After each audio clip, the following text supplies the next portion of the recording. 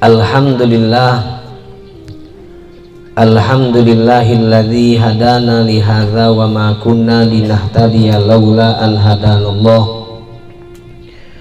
Asyhadu an la ilaha illallah wahdahu la syarikalah wa asyhadu anna sayyidana wa nabiyyana Muhammadan abduhu wa rasuluh wa habibuhu wa safiyuhu wa khaliluh. Allahumma salli wa sallim ala sayyidina wa maulana Muhammadin al-fatihi lima ughliq al-khatimi lima sabaq nasiril haqqi bil haqq al-hadi ila siratikal mustaqim wa ala alihi wa sahbihi haqqa qadrihi wa miqdarihil azim. Rabbi zidna ilma wa wasi' lana fi arzaqina wa barik lana fi ma razaqtana waj'alna mahbubina fi qulubi ibadik wa a'izza fi uyunihim waj'alna wujahaa fid dunya wal akhirati wa minal muqarrabin ya katsiran nawal ya hasanal fi'al ya qa'iman bila zawal wa ya mubdi'an bila mithal falakal hamdu walakal minnatu walakas syarafu ala kulli hal wala haula wala quwata illa billah. Amma ba'd. Yang kita muliakan, yang selalu kita cintai, para alim ulama, para abu, abi dan tengku-tengku, wabil khusus akhina fillah mudirul ma'had al-azhar, yaitu Abu Khairul Bashar Abasari, yang insya Allah beliau selalu mendapatkan keistiqomahan daripada Allah, diberikan kelancaran di dalam urusan, diberikan keberkahan di dalam upaya dan jihad beliau di dalam menegakkan syariat baginda Nabi besar Nabi Muhammad sallallahu alaihi wa alihi wa sahbihi wasallam.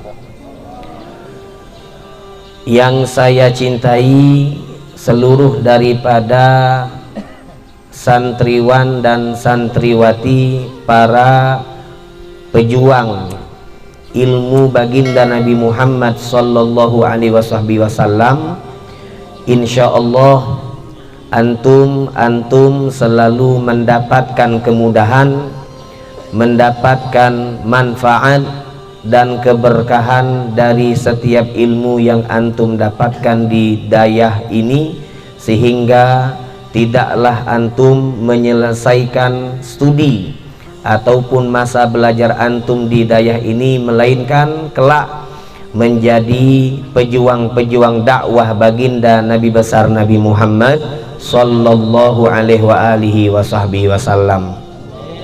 Amin amin ya rabbal alamin.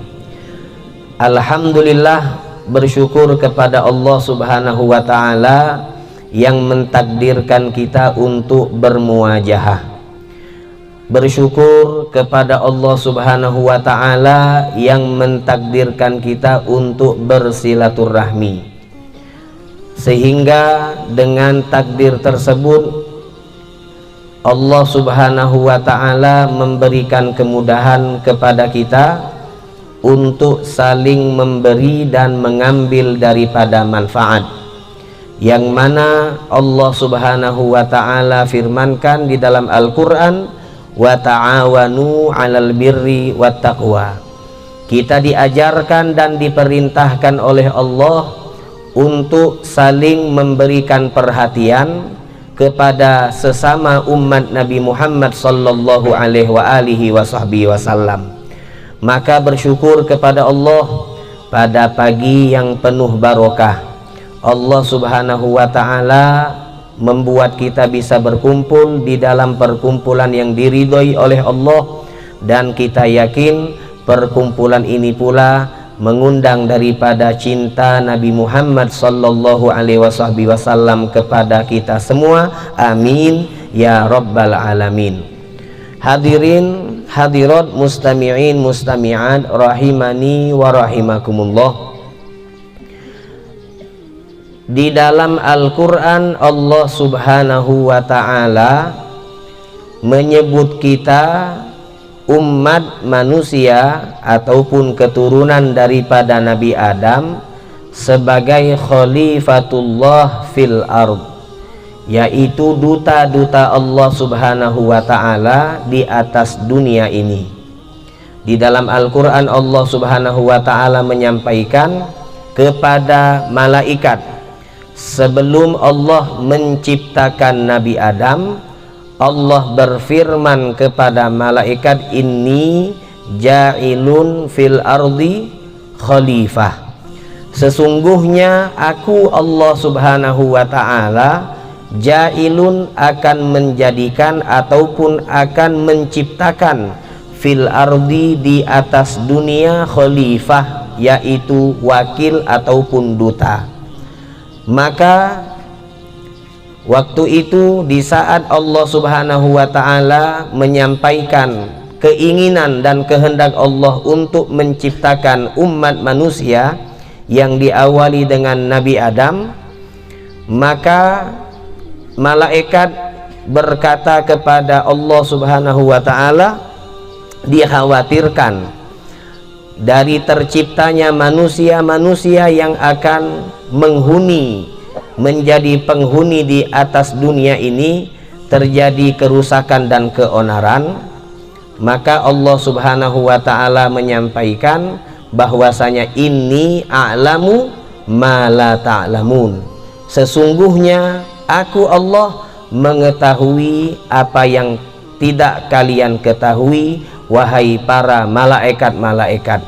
Maka hadirin hadirat dan terkhusus kepada tullabul ilim, kita harus menyadari bahwa keberadaan kita di alam dunia adalah sebagai khalifah, sebagai duta-duta Allah yang ditugaskan oleh Allah subhanahu wa ta'ala untuk menegakkan sistem syariat yang disebut dengan khilafah, yang mana kalimat khilafah ini kalau kita sebut di dunia luar akan menjadi kalimat yang dikhawatirkan, akan menjadi kalimat yang ditakutkan, akan menjadi kalimat yang disebut sebagai kalimat yang identik dengan dunia terorisme. Padahal kalimat khilafah ataupun kalimat khalifah itu merupakan kalimat yang Allah cantumkan di dalam Al-Quran dan juga disebut di banyak hadis oleh baginda Nabi Muhammad sallallahu alaihi wasallam. Maka hadirin hadirat, wabil khusus tullabul ilim, di dalam keinginan ataupun kehendak Allah, di saat Allah subhanahu wa ta'ala ingin menjadikan kita sebagai khalifah, sebagai penegak daripada sistem syariah yang Allah subhanahu wa ta'ala inginkan dan yang Allah subhanahu wa ta'ala ridhoi, maka di setiap umat Allah subhanahu wa ta'ala mengutus nabi-nabi untuk umat tersebut. Dan alhamdulillah kita sebagai umat akhir zaman, Allah subhanahu wa ta'ala mengutus kepada dan untuk kita nabi akhir zaman. Tidaklah Nabi Muhammad sallallahu alaihi wasallam diangkat oleh Allah subhanahu wa ta'ala menjadi seorang nabi yang Allah utus untuk umat akhir zaman, kecuali beliau adalah nabi akhir zaman. Tadi disebut oleh Abu bahwasanya beliau adalah nabi akhir zaman. Betul, karena kita umat akhir zaman, maka nabi kita pun nabi akhir zaman. Dan kalimat nabi akhir zaman ini kalau kita fahami bermakna bahwasanya semua apa yang diajarkan, semua apa yang dicontohkan, semua apa yang diwariskan oleh baginda Nabi Muhammad sallallahu alaihi wasallam sangat cocok dan relevan untuk dipraktekkan dan diamalkan oleh siapapun yang hidup di akhir zaman. Maka hadirin hadirat, Allah mengutus Nabi Muhammad sallallahu alaihi wasallam untuk menjadi nabi kita, sehingga dengan adanya Nabi Muhammad sallallahu alaihi wasallam, melalui beliaulah Allah Subhanahu wa taala memberikan penjelasan-penjelasan tentang bagaimana metode ataupun cara untuk menegakkan daripada sistem syariah atau yang kita kenal dengan khilafah. Di dalam kehidupan dunia, kalau disebutkan oleh Al-Imam Asy-Syaikh Muhammad Sa'id Ramadan Al-Buti, seorang ulama terkenal dari negeri Suriah, yang beliau wafat syahid di saat beliau sedang mengajar. Karena beliau ini istiqomah mengajar, maka wafatnya pun di saat beliau sedang mengajar. Tadi saya di Masjid Al-Istiqomah menyampaikan sebuah hadis Nabi Muhammad sallallahu alaihi wasallam. Beliau menyampaikan, yamutul mar'u ala ma'asha alaih. Seorang itu akan meninggal tergantung bagaimana keadaan di saat dia hidup. Apa kebiasaan di saat dia hidup, kebiasaan itulah yang akan menjadi keadaan dia di saat dia meninggal. Maka kita berharap insya Allah kita menjadi orang yang ditakdirkan oleh Allah sebagai pecinta ilmu. Tidaklah kita berada di dayah ini kecuali kita cinta dengan ilmu. Tidaklah orang tua kalian menitipkan kalian di dayah ataupun pondok pesantren ini kecuali orang tua kalian para pecinta ilmu.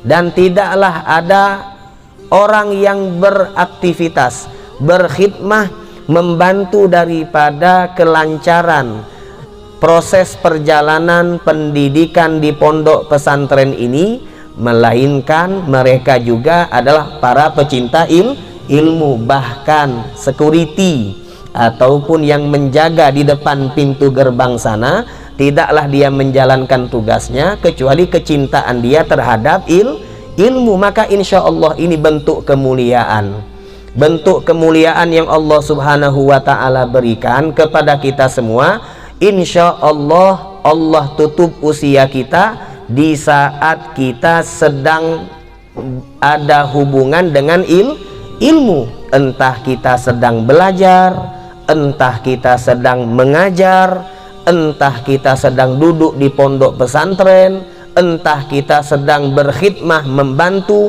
para penuntut ilmu. Karena kecintaan kita di saat hidup dengan ilmu, wafatnya kita insya Allah juga dengan ilmu. Amin ya rabbal alamin. Jadi Al-Imam Asy-Syaikh Muhammad Sa'id Ramadan Al-Buti, beliau ini istiqomah luar biasa. Saya mungkin antum juga sangat kenal, ada namanya Imam Buti, ya, bukunya ataupun kitab-kitabnya sangat banyak dan dibaca oleh para ulama, bukan orang-orang penuntut ilmu yang membaca, para ulama pun membaca karangan-karangan tulisan beliau. Dan beliau ini istiqomah menulis, istiqomah mengajar, sehingga wafatnya pun dalam keadaan mengajar, dan yang diajarkan waktu itu adalah sedang mengajar tafsir Al-Quran. Maka beliau menyatakan, yang namanya kehidupan dunia ini tidak keluar daripada tiga sektor ataupun tiga pondasi. Yang pertama al-wadh al-ijtimai, yang kedua al-wadh al-iqtisadi, dan yang ketiga adalah al-wadh as-siyasi. Apa artinya? Kita di dunia, tidaklah kita hidup di dunia kecuali ada komunitas ataupun ada kesatuan yang kita bisa sebut, bisa kabupaten atau bisa kecamatan atau bisa kelurahan dan seterusnya. Maka di dalam kehidupan ini ada tiga. Yang pertama al-wadh al-ijtimai, yaitu hubungan sosial masyarakat. Yang kedua al-wad' al-iktisadi, yaitu hubungan perekonomian. Yang ketiga adalah asiasi, hubungan perpolitikan ataupun dunia politik.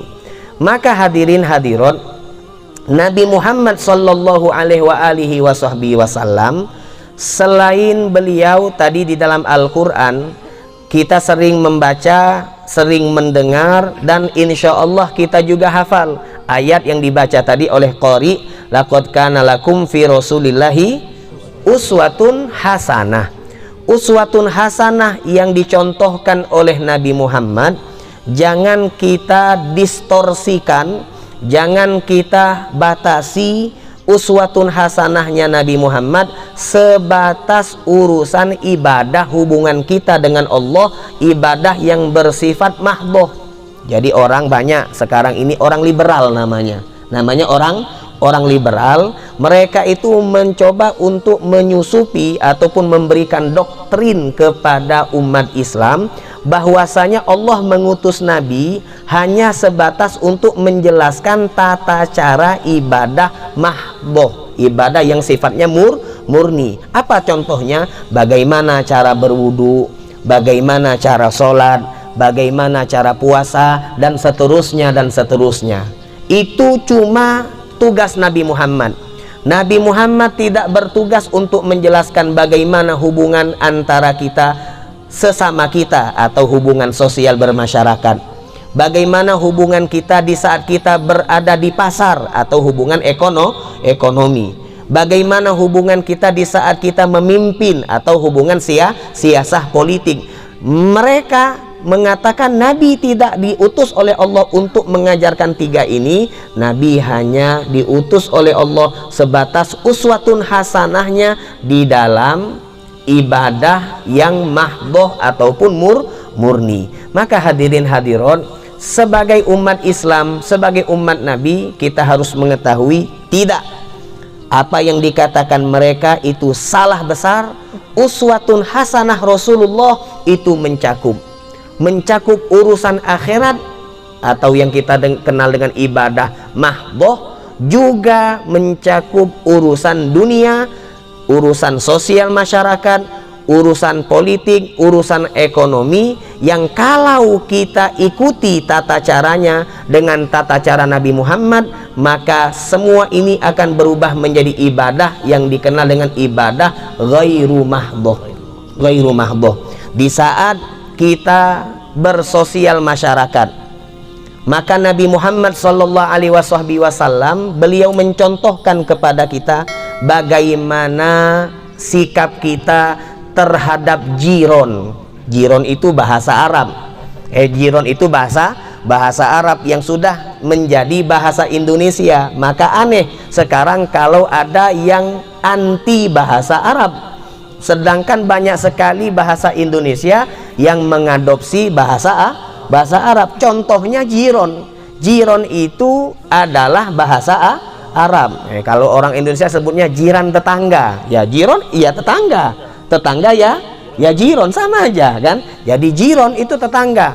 Nabi Muhammad SAW di dalam sebuah hadis sebagai contoh mengajarkan bagaimana sikap yang baik untuk kita kepada tetangga-tetangga kita. Tetangga kita itu di dalam syariat dari depan rumah sampai 40 rumah.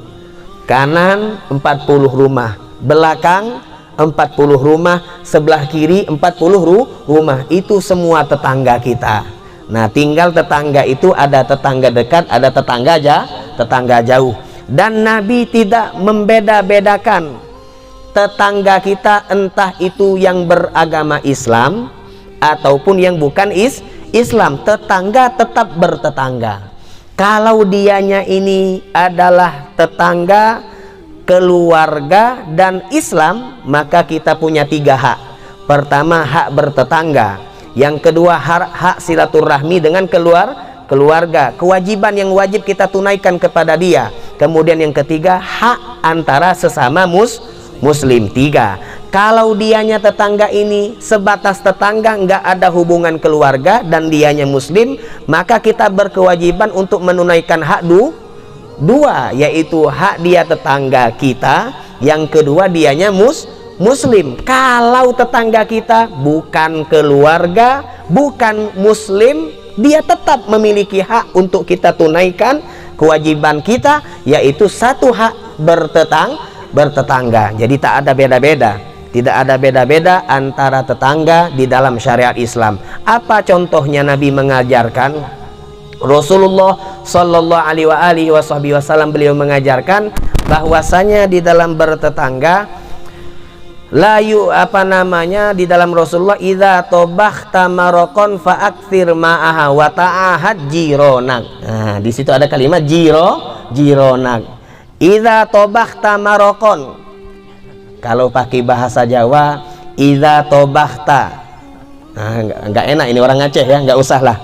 Idza tobakhta, jikalau engkau memasak. Marokon, kuah. Kalau di Aceh kuah belangong. Ya, kuah belangong. Ya, kenapa disebut belangong? Karena wadahnya namanya belangong. Ya. Idza tobakhta marokon. Fa'akthir ma'aha, maka banyakkanlah kuahnya. Nah, Nabi jangan salah paham juga. Oh, berarti kalau masak kuah belangong itu banyakkan kuahnya, nggak perlu tambah-tambah bumbu, nggak perlu tambah-tambah lauk, enggak. Itu kan otomatis. Kalau tambah kuah maka tambahkan bawang. Kalau tambah kuah maka tambahkan rempah-rempah yang lain. Jangan banyakkan kuah tanpa ditambah bumbu, hambar dia. Ya kan, kita kan nyetel kalau masak tuh kan. Idza tabakhta marokon fa'akthir ma'aha, banyakkan kuahnya. Untuk apa wahai Rasulullah? Wa ta'ahad jironak, dan ambillah kuah tadi satu mangkuk, kemudian antarkan kepada tetanggamu. Jangan sampai ketika kita memasak yang didengar oleh tetangga cuma bunyi wajannya, teng teng teng, cuma bunyi pisau ketika kita memotong daging, pok pok pok. Jangan cuma mereka mencium aroma harum daripada rempah-rempah hasil masakan kita. Jangan, kata Rasulullah, ta'ahad jironak, hormati tetanggamu, berikan kepada dia daripada kuah yang engkau masak, cicipi. Dan ini alhamdulillah menjadi adat istiadat orang Indonesia, tapi orang zaman. Kalau orang sekarang sudah ada kulkas, ya, sudah ada kulkas. Kalau kuahnya lebih, masuk kulkas untuk dimakan besok. Akhirnya besok pun nggak dimakan, didiamkan di kulkas 3 hari 7 hari, akhirnya ditahlilkan. Ya, 3 hari 7 hari ditahlilkan, dibuang, nggak dimakan. Jadi itu. Jadi saya punya guru di sana, dia sering guyon ya, di Yaman dia sering guyon. Dia bilang kulkas ini salah satu efek negatifnya adalah membuat umat Islam menjadi kikir pelit dengan masakan. Betul juga ya, masuk akal kan. Nah, jadi ini Rasulullah mengajarkan kepada kita bagaimana sikap, akhlak, etika di saat kita bersosial masyarakat. Contohnya tadi, kalau dicontohkan banyak sekali yang lain. Contohnya di saat kita bertetangga. Kemudian di saat Nabi Muhammad Sallallahu Alaihi Wasallam hidup, beliau juga mengajarkan kepada kita tentang etika di saat kita melakukan kegiatan iktisad, kegiatan ekonomi. Nah, di situ ada kantin Al-Azhar, menyediakan berbagai macam aneka minuman, jus ya, banyak jusnya ya, jus nanas, jus semangka, jus terong Belanda. Nah, kenapa terong Belanda? Ya, terong Aceh lah, ya, terong Aceh. Tetapi dianya mungkin orang Belanda bawa bibit ke sini ditanam. Enggak juga, enggak ada di sana bibit, ya. Di sini ada bibitnya. Naam. Jadi ekonomi.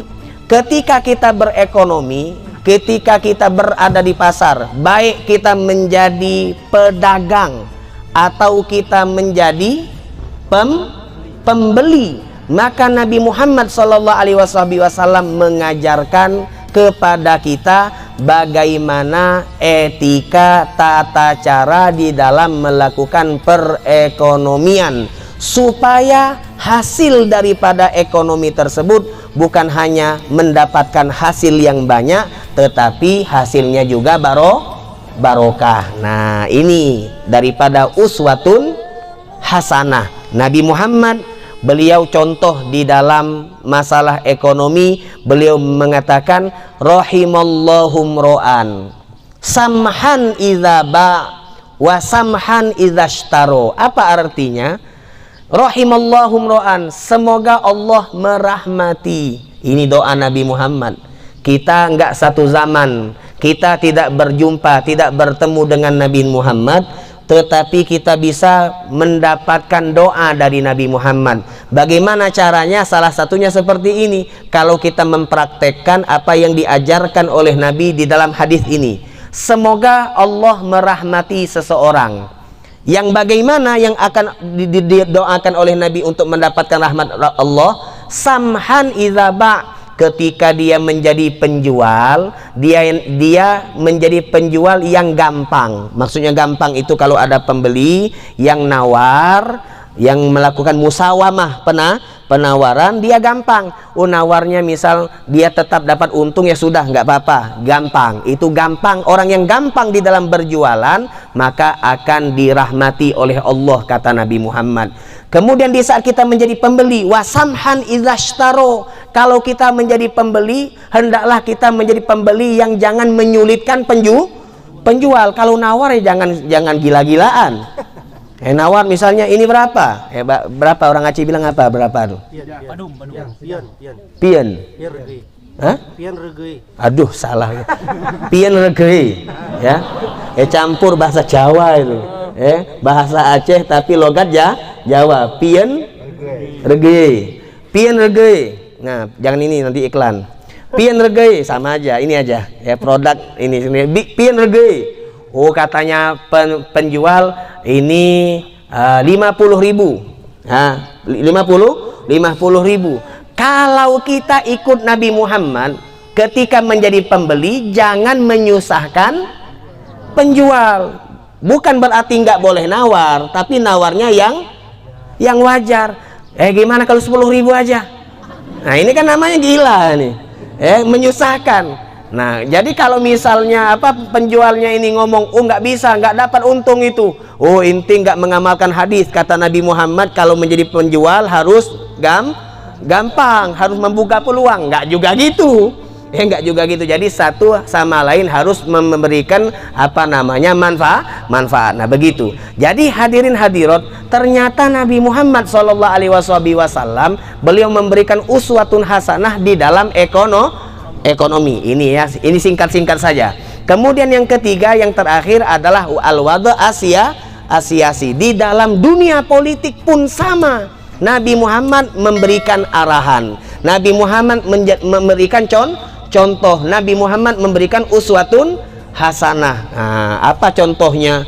Rasulullah SAW beliau mengatakan dalam sebuah hadis, salasatun la turfa'u salatuhum fawqa ru'usihim shibra rajulun amma qauman wa hum lahu karihun. Kata Rasulullah, ada 3 kelompok, yang mana 3 kelompok ini salatnya tidak diangkat oleh Allah.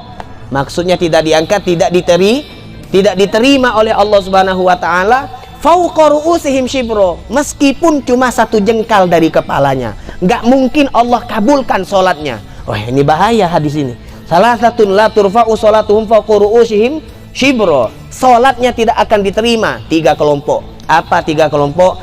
Nomor 1, rajulun amma qauman wa hum lahu karihun, seorang lelaki yang menjadi imam, yang menjadi pemimpin, wahum lahu karihun, sedangkan orang yang dipimpin, rakyat masyarakat yang dipimpin tidak menyukai pemimpin yang memimpin mereka.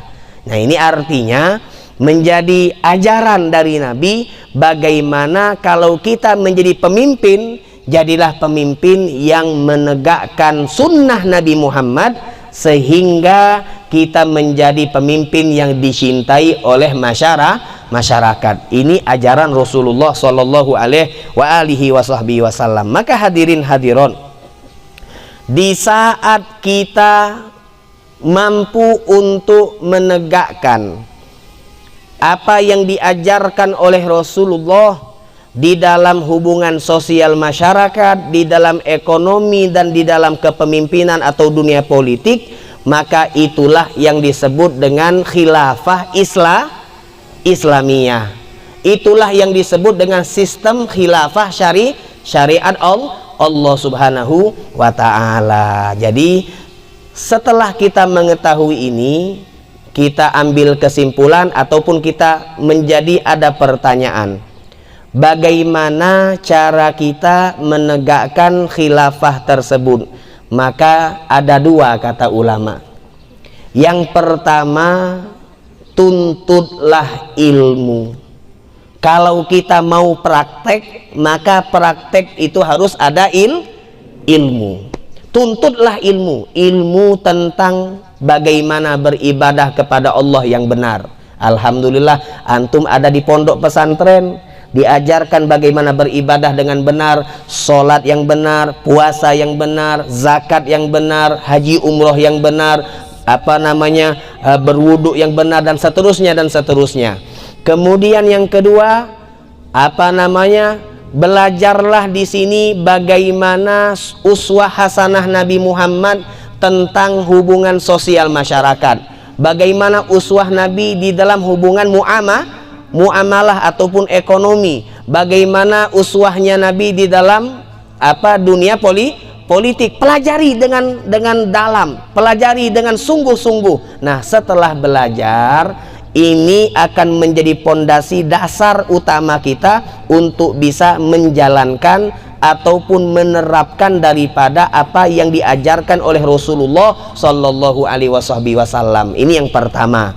Kemudian yang kedua, dikatakan oleh para ulama, jikalau kita ingin menegakkan daripada ajaran Rasulullah atau khilafah Islamiyah atau sistem syariat, selain kita mempelajari ilmu syariat, yang kedua, kita juga harus terus menjaga hubungan kita dengan Allah dan Nabi Muhammad Sallallahu Alaihi Wasallam. Jadi jangan sekedar belajar, tapi sholat jangan ditinggal.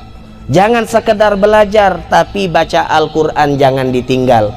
Jangan sekedar belajar, tetapi zikir, munajat kepada Allah terus harus dijalankan. Sehingga kalau kita menjalankan ibadah, kita akan menjadi pribadi yang memiliki karakter. Sekarang ini Indonesia sedang krisis manusia yang berkarakter. Kenapa? Karena mereka cuma punya ilmu, tetapi tidak memiliki daripada tarbiyah ilahiyah, tidak memiliki tarbiyah Muhammadiyah. Apa makna tarbiyah ilahiyah? Yaitu didikan-didikan Allah yang Allah hanya berikan kepada mereka yang istiqomah menjaga hubungan baik dengan Allah melalui ibadah. Jadi dua ini hadirin hadirat yang perlu kita lakukan. Belajarlah, dan di saat engkau belajar jangan lupa jaga terus hubungan baikmu dengan Allah dan hubungan baikmu dengan baginda Nabi Muhammad Sallallahu Alaihi Wasallam. Mungkin ini secara singkat yang bisa disampaikan.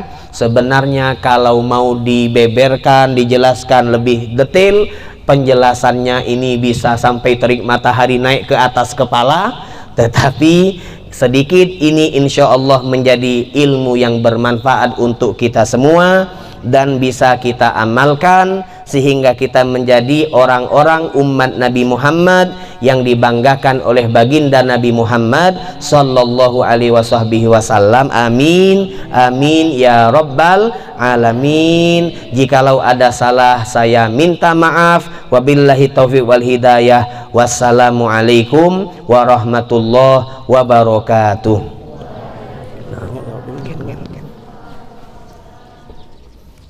Terima kasih kami ucapkan kepada guru kita telah menyampaikan petuah kepada kita semua. Kiranya petuah ini bermanfaat untuk dunia dan akhirat kita. Amin ya rabbal alamin.